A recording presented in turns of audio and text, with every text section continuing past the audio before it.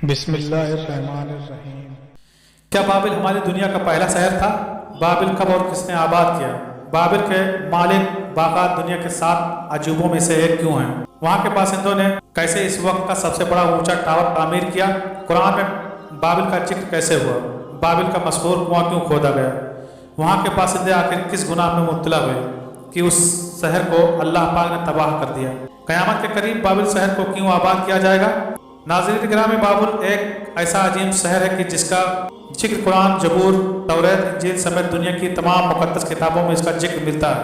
قرآن پاک کی سورہ بقرہ کی آیت نمبر 102 میں اللہ پاک فرماتا ہے، اور ان کے پیچھے لگ گئے جو حضرت سلیمان علیہ السلام کے عہد سلطنت میں شیاطین پڑھا کرتے تھے۔ سلیمان علیہ السلام نے متعلق کفر کی بات نہیں کی، بلکہ شیطان ہی کفر کرتے تھے کہ لوگوں کو جادو سکھاتے تھے، اور ان باتوں کے بھی پیچھے لگ گئے جو شہر بابل میں 2 فرشتوں یعنی ہاروت اور ماروت پر اتری تھیں، اور دونوں کسی کو کچھ نہیں سکھاتے تھے جب تک یہ نہ کہہ دیتے کہ ہم تو ذریعے آزمائش میں کفر میں نہ پڑیں۔ بعض لوگ ان سے ایسا جادو سیکھتے جس سے میاں بیوی میں جدائی ڈال دیتے۔ بابل موجودہ عراق کا ایک شہر ہے جو کہ بغداد سے 55 کلومیٹر دور ہے، اور یہ شہر دریائے فرات کے کنارے آباد تھا۔ پرانے زمانوں میں یہ سلطنت بابل اور کلدانی سلطنتوں کا دارالحکومت رہ چکا ہے۔ اب بات کرتے ہیں کہ آخر یہ شہر آباد کب ہوا۔ اس بارے میں معتبر روایات ہیں کہ حضرت آدم علیہ السلام نے دریائے فرات کے قریب ہی اپنا مسکن بنایا تھا۔ جب قابیل نے حابیل کو قتل کیا تو آدم علیہ السلام قابیل سے نفرت کرنے لگے، اور قابیل پہاڑوں کی طرف بھاگ گیا۔ قابیل اور اس کی اولاد شیطانی کاموں میں مگن تھے، اور حضرت عیسی علیہ السلام کی اولاد پر انہی پہاڑوں سے اتر کر حملہ آور بھی ہوتے تھے۔ جیسا کہ آپ جانتے ہیں کہ قابیل نے حابیل کو عورت کی وجہ سے قتل کی، اسی وجہ سے قابیل کی اولاد کا بھی یہی سیو تھا کہ وہ پہاڑ سے آتے اور لوٹ مار مچا کر پسند کی عورتوں کو اٹھا کر لے جاتے۔ اس لیے اس بستی کا نام بابل یعنی جدائی رکھا گیا۔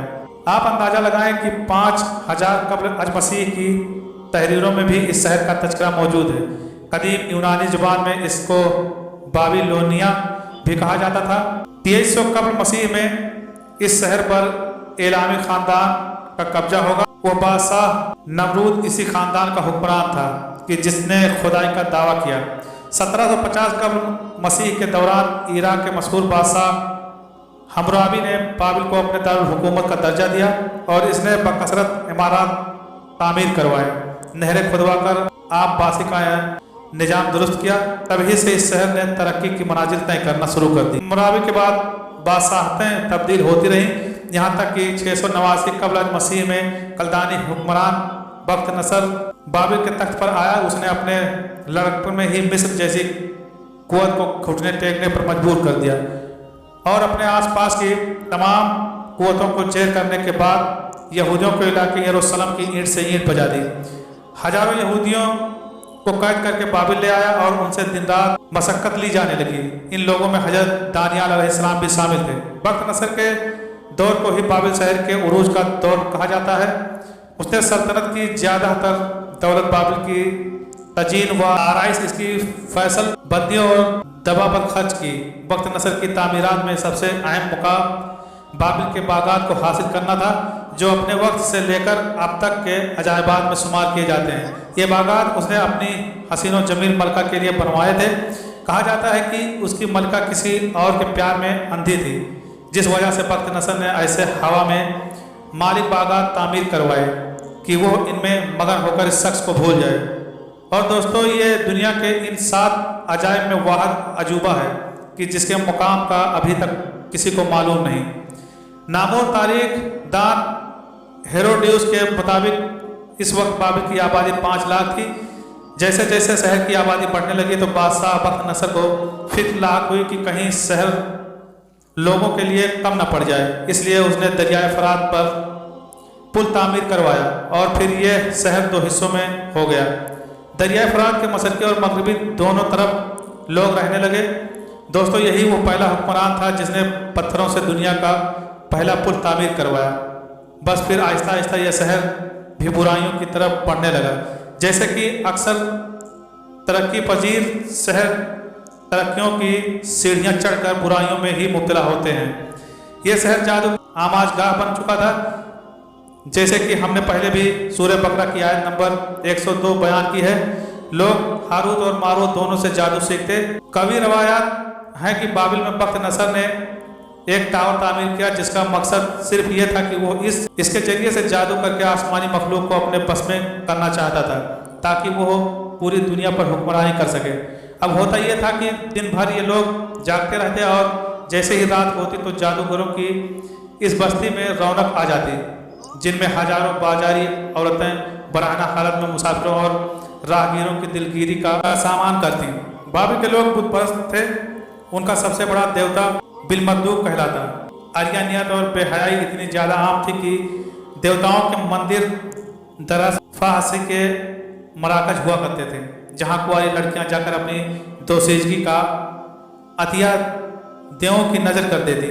बाबिल में तरह तरह के रवाज आम हो गए थे, जैसे कि फेस्टिवल ऑफ बेल्स, जिसमें दो मुकद्दस बैल और गाय का मिलाप करवाया जाता, और जैसे ही उनका मिलाप होता तो मेले में शामिल लोग जिस औरत पर हाथ रखते वो इसके साथ हम बिस्तरी करते।